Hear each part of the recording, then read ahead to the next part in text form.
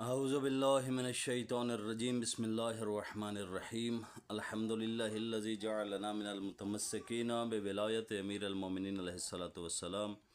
السلام علیکم مومنین، کیسے ہیں؟ امید کرتے ہیں آپ سب خیریت سے ہوں گے۔ دعا ہے خداوند متعال آپ کو ہمیشہ صحت و سلامتی اور درازی عمر عطا فرمائے۔ عید غدیر چونکہ آ چکی ہے اور ایک بہت بڑی عید ہے، جیسے کہ امام صادق علیہ السلام سے پوچھا گیا کہ مولا عید الفطر اور عید الاضحیٰ کے بعد کوئی عید ہے؟ تو مولا نے فرمایا ہاں، وہ عید اکبر عید غدیر ہے۔ تو آج کا جو دن ہے عید غدیر کا، اس کے چند ایک اعمال ہیں، جس میں سب سے پہلے آپ نے زوال سے تھوڑی دیر پہلے آپ نے غسل کرنا ہے، اور پھر اسی غسل کے ساتھ آپ نے 2 رکعت نماز پڑھنی ہے، جس میں سورہ الحمد کے بعد آپ نے سورہ توحید 10 مرتبہ، سورہ انا انزلنا 10 مرتبہ اور آیت الکرسی 10 مرتبہ پڑھنی ہے۔ تو یہ عید غدیر کی مخصوص نماز ہے۔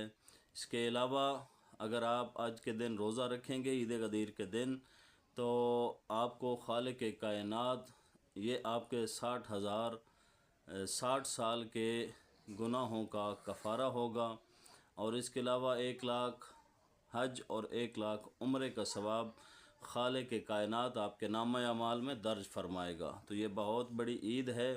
اس کے علاوہ جو لوگ نجف اشرف میں موجود ہیں، وہ ان کو چاہیے کہ وہ آج کے دن مولا علی علیہ الصلاۃ والسلام کے روضہ کی زیارت کریں، اور جو لوگ وہاں پہ نہیں جا سکتے تو 3 جو زیارات مخصوص ہیں مولا علی علیہ الصلاۃ والسلام کے ساتھ، ان زیارات کو پڑھا جائے، جن میں سے ایک جو زیارت ہے وہ زیارت امین اللہ کے نام سے مشہور ہے۔ تو جو مومنین نجف کے علاوہ کہیں اور ہیں تو ان کو چاہیے کہ وہ زیارت امین اللہ جو ہے وہ اپنے گھروں پہ تلاوت کریں۔ آج کے دن 1 روپے کا صدقہ دینا ایسے ہے کہ جیسے آپ نے عام دنوں میں 1 لاکھ روپے کا صدقہ دیا ہو۔ اس کی بہت زیادہ فضیلت ہے۔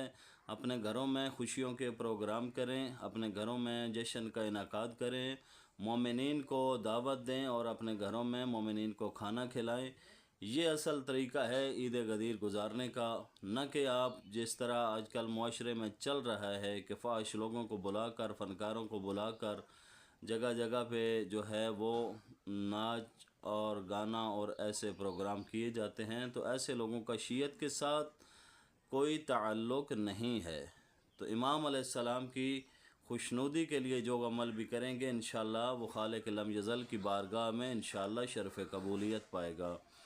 تو کوشش کریں اپنے پروگراموں میں مومنین کو جو ہے دعوت دیں، اور مقصد غدیر کو اجاگر کریں، اور لوگوں کو بتائیں کہ غدیر کیا ہے، لوگوں کو غدیر کا معنی سمجھائیں۔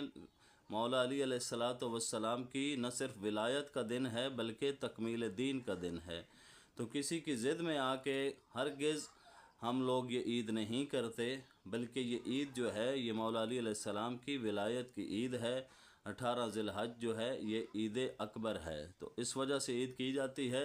تو کوشش کریں آج کے دن اگر آپ ایک لقمہ کسی کو کھلائیں گے، ایک مومن کو، تو وہ بندہ ایسے سمجھے کہ اگر اس نے ایک مومن کو کھانا کھلایا ہے تو اس نے 1.25 لاکھ انبیاء کو کھانا کھلایا ہے۔ تو بہت زیادہ فضیلت ہے۔ کوشش کریں اپنے گھروں کو نورانی اور دینی محفلوں سے آراستہ فرمائیں، ایسے اعمال سے دور رہیں جو ناراضگی معصوم، ناراضگی امام زمن کا باعث بنے۔ دعائے خداوند متعال ملک پاکستان سمیت جہاں جہاں مسلم امہ آباد ہے، بالخصوص جو ہے وہ بالخصوص ایران کے اوپر اسرائیل نے حملہ کیا ہے، تو کافی جانوں کا ضیاع ہوا ہے۔ دعائے خلاق عالم شہداء کے درجات بلند فرمائے، صہیونی طاقتوں کو مالک کائنات نیست و نابود فرمائے، اسلام کا بول بالا فرمائے۔ اپنی دعاؤں میں ہمیں یاد رکھیے گا ہے۔ والسلام، اللہم صلی علی محمد و آل محمد وعجل فرج آل محمد۔